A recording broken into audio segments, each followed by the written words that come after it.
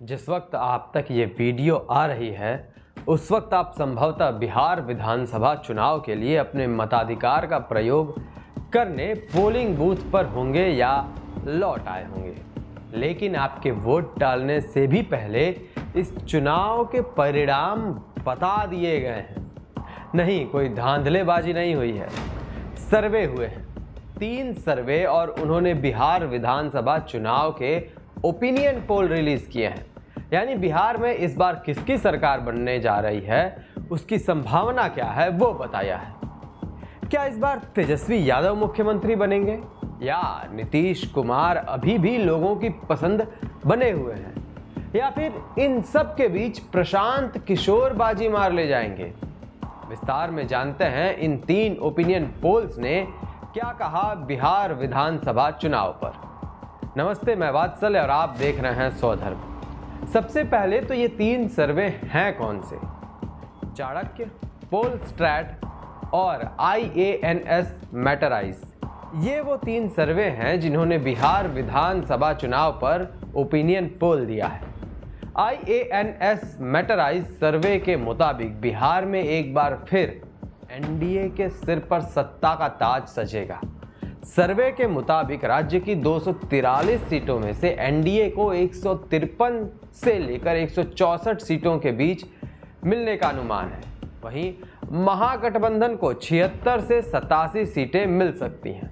इसमें बीजेपी को सबसे अधिक 83 से 87 सीटें मिलती नजर आ रही हैं। वहीं जेडीयू को 61 से 65 सीटें, हम को 4 से 5 सीटें, लोक जनशक्ति पार्टी रामविलास को 4 से 5 सीटें और उपेंद्र कुशवाहा की राष्ट्रीय लोक मोर्चा पार्टी को 1 या 2 सीट मिल सकती है।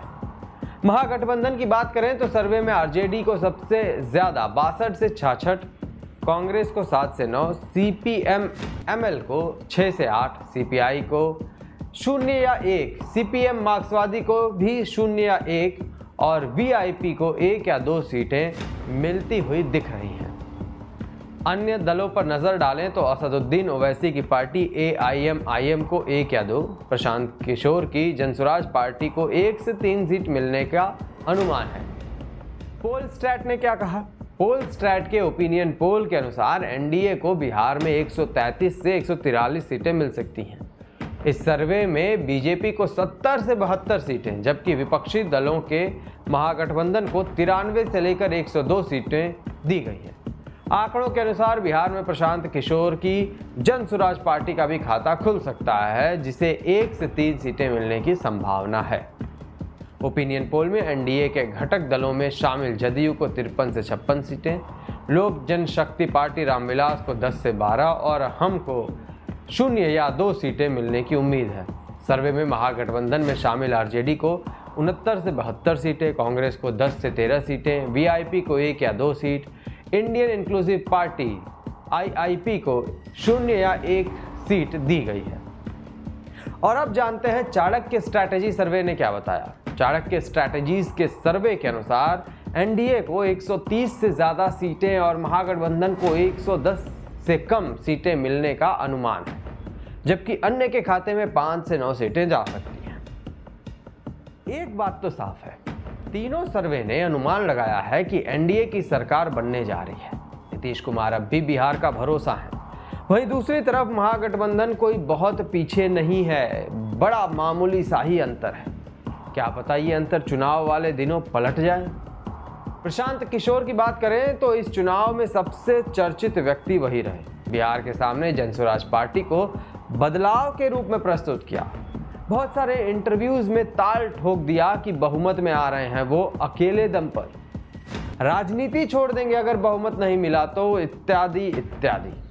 हालांकि ये सर्वे तो कह रहे हैं कि केवल खाता भर खुल पाएगा प्रशांत किशोर का, इससे अधिक और कोई बहुत बड़ी लहर नहीं है उनकी। खैर, महत्वपूर्ण ये है कि आप जनता समझदारी से अपना वोट दें। ऐसे प्रत्याशी को वोट दें जो आपकी बात करे, आपके मुद्दे सुलझाए, न कि अंधभक्ति और व्यक्तिगत लाभ को प्रोत्साहित करे। भारत की प्रगति के लिए बिहार की प्रगति आवश्यक है और बिहार की प्रगति बिहार की जनता के चुनाव पर निर्भर करता है। उच्चतम चुने। इस पूरे मुद्दे पर आपकी क्या राय है कमेंट करके अवश्य बताएं। और अब की बार बिहार में किसकी सरकार बनने जा रही है कमेंट बॉक्स में कमेंट करें। धन्यवाद।